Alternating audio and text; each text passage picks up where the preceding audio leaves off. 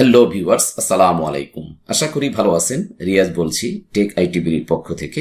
Viewers, এই ভিডিওতে আমরা দেখব কিভাবে এক্সেল এর মাধ্যমে আমরা বারকোড জেনারেট করতে পারি। তো বারকোড জেনারেট করার জন্য আমাদের প্রথমে একটি ফন্ট ইনস্টল করতে হবে। তো আমি ফন্টটি ইনস্টল করছি।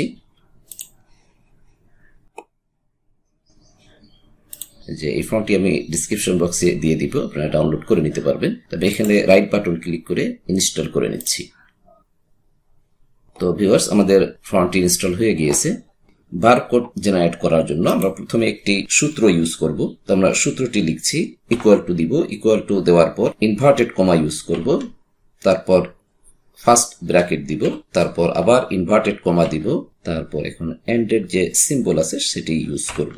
এখন আমরা এখানে দেখতে পাচ্ছেন যে এই সেলটির নাম হচ্ছে C3, আমরা C3 লিখব, তারপর আবার এন্ড সিম্বল ইউজ করব, ইনভার্টেড কমা দিব, ব্র্যাকেট ক্লোজ করব, আর একটি ইনভার্টেড কমা ইউজ করতে হবে। এখন আমরা এন্টার প্রেস করব, এটিকে সিলেক্ট করে এখানে যখন প্লাস বাটন আসবে তখন আমরা নিচের দিকে ড্র্যাগ করব। তো নিচে দেখতে পাচ্ছেন যে আমাদের এগুলো কপি হয়ে গিয়েছে। তো এখন আমরা প্রথম যে সেলটি আছে সেটি আমরা সিলেক্ট করে ফ্রন্টে যাব। ফ্রন্ট থেকে আমরা সেই বারকোডের যে ফ্রন্টটি সেটি আমরা এখন সিলেক্ট করে দিব।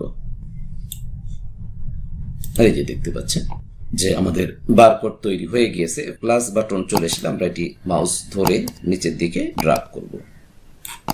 তো ভিউয়ার্স, দেখতে পাচ্ছেন যে আমাদের একটি সুন্দর বারকোড তৈরি হয়ে গিয়েছে। তো এটি আমরা চাইলে বিভিন্ন জায়গায় আমরা ইউজ করতে পারবো।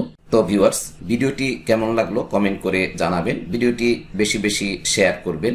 আমার চ্যানেলটি যদি সাবস্ক্রাইব করে না থাকেন প্লিজ সাবস্ক্রাইব করবেন। আবার দেখা হবে পরবর্তী কোনো এক ভিডিওতে। আজ বিদায় নিচ্ছি। আল্লাহ হাফেজ।